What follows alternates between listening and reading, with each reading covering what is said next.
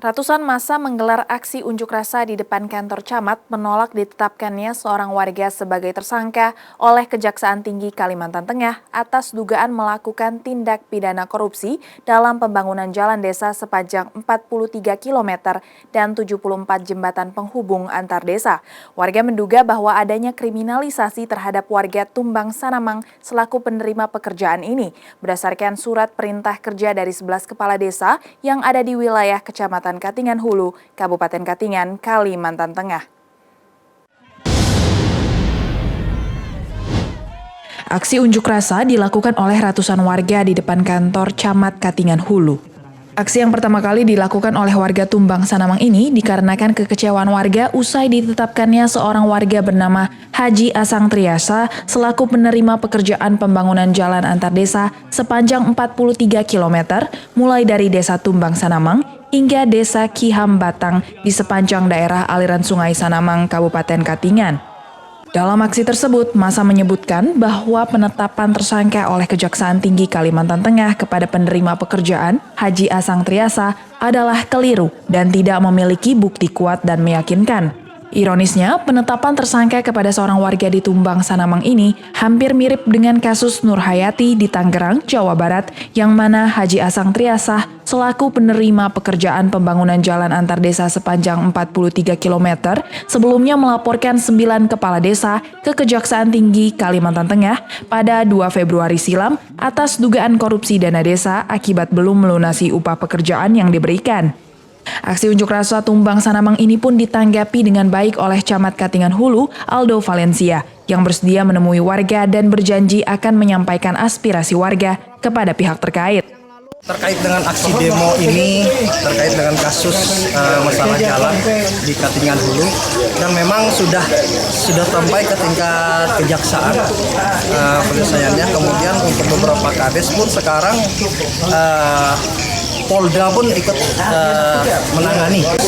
Ada 11 desa di Katingan Hulu ini yang terkena masalah terkait jalan. Ini tolong rekan-rekan wartawannya. Sementara itu, penasehat hukum Haji Asang Triasa Rahmadi Gelentam mengatakan kasus ini merupakan kasus yang luar biasa jika dibandingkan dengan kasus yang pernah menimpa Nur Hayati di Tangerang, Jawa Barat terkait kasus dugaan korupsi. Rahmadi menambahkan bahwa kasus ini ditangani tidak profesional dan bahkan sangat dipaksakan sebab kliennya hanya pekerja yang seharusnya memperoleh upah atas pekerjaan yang telah selesai dilaksanakannya. Adapun upah yang tidak dibayar hingga saat ini sesuai putusan pengadilan mencapai 3,4 miliar, sementara yang dibayar hanya 2,78 miliar. Sehingga kliennya mengalami kerugian dalam pengerjaan pembangunan jalan desa sepanjang 43 km dan 74 jembatan penghubung antar desa di wilayah Kecamatan Katingan Hulu. Kerugian tersebut akibat tidak adanya kejelasan pembayaran upah dari 9 kepala desa untuk membayar pekerjaan pembangunan jalan tersebut, sehingga kliennya kemudian mengajukan gugatan wan prestasi terhadap 9 kades. Namun, pada tanggal 14 Februari 2022 lalu, Kejaksaan Tinggi justru menetapkan kliennya menjadi tersangka. Konstruksi perkara ini seolah-olah oleh Kejaksaan Tinggi itu dibuat begini nih. Dikerjakan salah, tidak dikerjakan salah. Kalau Haji Asang tidak melaksanakan pekerjaan sesuai SPK, maka sesuai hukum bisa dituntut wan prestasi. Apalagi kalau misalnya sudah dikasih uang, tidak dikerjakan, wan prestasi. Terlambat mengerjakan, bayar denda. Berapa penaltinya per mil? Jelas itu. Ya.